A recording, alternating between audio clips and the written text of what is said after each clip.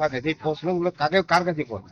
এখন অঞ্চল আছে, অঞ্চলে কোনো প্রশ্ন সাধারণত কেউ নেই। কেউ নেই। প্রধান ধরুন আপনি এমএলএ হয়েছেন, আপনি রাজ্যসভা দিয়ে বিধানসভা দিয়ে আপনি সেইগুলো প্রস্তাব তো দিয়ে সাধারণ মানুষের জন্য কি হচ্ছে? ওই জন্য তো খাল সংস্কার হবে। ও খাল সংস্কার আর এটা সবথেকে বড় না, হচ্ছে, পাবলিকের জনসভা পাবলিকের অভিযোগ শুনতে হবে স্যার। ময়নাতে প্রথম হ্যাঁ সেটা বুঝতে হবে। কিন্তু আমি একটি ঘর থেকে সাংবাদিক বৈঠক করে বিভিন্ন কথা বলে দিলাম, এটা হয় না। এই যে আপনি এখন এই যে আমি যে দুটো কথা বলছি এটাই বলি, খারাপ হোক ভালো হোক আমাদের রাজনীতির নেতা তো। আচ্ছা আমার কাছে হ্যাঁ, 365 দিনে 300 দিন আমি ময়নাতে থাকি। হ্যাঁ, হ্যাঁ সব সময় সপ্তাহে 4 থেকে এই অঞ্চলে অফিস আমার কথা আমার হয়ে যাচ্ছে অফিস। আমি তো আমার সার্ভিস তো বাড়িতে অঞ্চলে আমার অফিস নয়। না না আমার আমার বাড়ি এইখানে, আপনার সাথে ধরুন আমার দরকার আছে, ধরো এইখানে পঞ্চায়েত প্রধান, পঞ্চায়েত সমিতি আমাদের মানুষের একটা কাজ করবে। হ্যাঁ না সে আমরা সবই জানি। একটুখানি আপনার অভিযোগ ভালো, ক্ষোভ যত থাকবে আমাদের মতো লোকেদের কাজের উৎসাহ বাড়ে।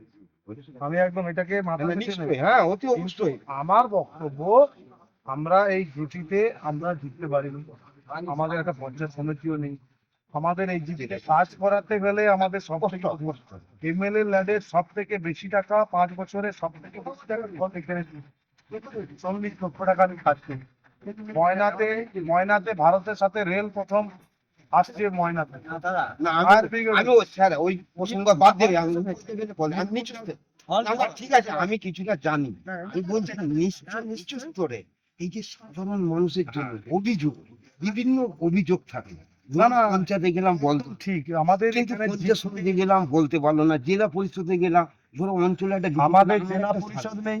না না আপনাকে শুনছি না। একদম ঠিক, এই কারণে তো বদলাতে হবে। হ্যাঁ এটা ঠিক আছে, আমাদের জিপিতে গেলে কেউ বলতে পারে না, কিন্তু আমার একটা আপনাদের পঞ্চায়েতের কাছে গেলে বলতে পারে না, পঞ্চায়েত সমিতির কাছে যেতে গেলে যেতে বলতে পারে না, জেলা পরিষদের ঠিক কাছে আছে। বলতে পারে না। স্যার, তারা সব আমাদের দুখানা পঞ্চায়েত 2023 সালে এবং 2024 সালে আমরা অনেক লিড নিয়েছি।